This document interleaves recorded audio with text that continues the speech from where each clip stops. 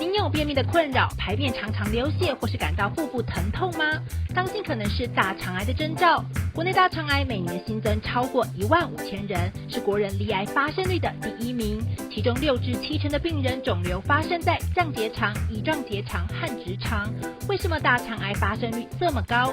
医界研判20%与个人的基因有关，75%可能是后天环境和饮食习惯造成。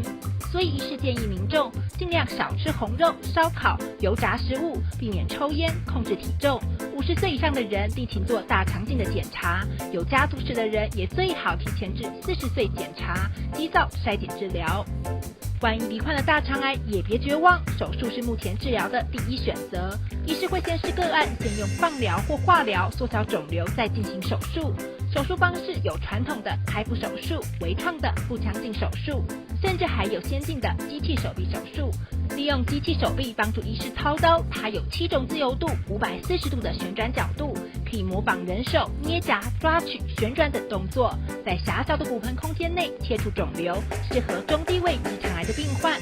不管有没有征兆，为了维护您的健康，50岁以上的民众尽早去做筛检。